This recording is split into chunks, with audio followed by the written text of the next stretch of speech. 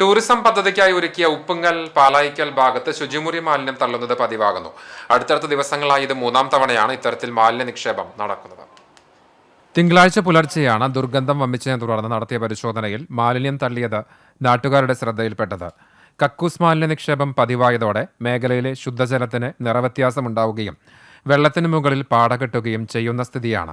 കഴിഞ്ഞ പഞ്ചായത്ത് ഭരണസമിതിയുടെ കാലത്ത് ഇവിടെ ടൂറിസം പദ്ധതി ഒരുക്കാനായി റോഡരികിലെ മരങ്ങൾ മുറിക്കുകയും തെരുവിളക്കുകൾ സ്ഥാപിക്കുകയും ചെയ്തതോടെ ഒരു പരിധിവരെ ഇത്തരത്തിൽ മാലിന്യ നിക്ഷേപം തടയാൻ കഴിഞ്ഞിരുന്നു.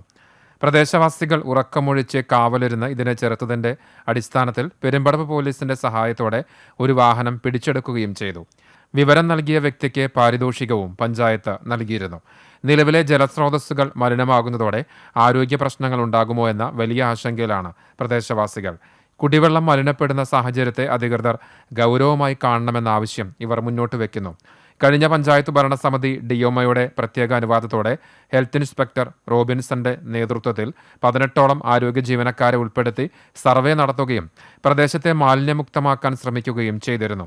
എന്നാൽ ഇപ്പോൾ ഇതെല്ലാം കാറ്റിൽ പറത്തിയ അവസ്ഥയാണ്. എത്രയും പെട്ടെന്ന് അധികൃതർ ഇടപെട്ട് ആവശ്യമായ നടപടികൾ സ്വീകരിച്ച് ഇത്തരം സാമൂഹ്യദ്രോഹികളെ കണ്ടുപിടിച്ച് മാതൃകാപരമായ ശിക്ഷ നൽകണമെന്നും പ്രദേശവാസിയായ മുൻ പഞ്ചായത്ത് വൈസ് പ്രസിഡന്റ് കൂടിയായ ഇ കെ നിഷാദ് പറഞ്ഞു.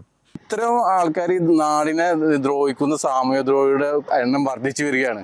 ഇപ്പം ഇവിടെ തന്നെ ഇപ്പോൾ 3 പ്രാവശ്യമായി ഇപ്പോൾ ഇവിടുത്തെ പഞ്ചായത്തും അതുപോലെ പോലീസും പത്രമാധ്യമങ്ങളൊക്കെ ഇടപെട്ടുകൊണ്ട് വീഡിയോയും കാര്യങ്ങളൊക്കെ അവരതിൻ്റെ രീതിക്ക് ഇടപെടുന്നുണ്ട്. പക്ഷെ എന്നിരുന്നാൽ പോലും ഈ നാടിനെ, ഈ വാർഡിനെ ഒരു കക്കൂസ് മാലിന്യ വാർഡാക്കി മാറ്റരുത്. ഇവിടെ വരേണ്ടത് ടൂറിസമാണ്.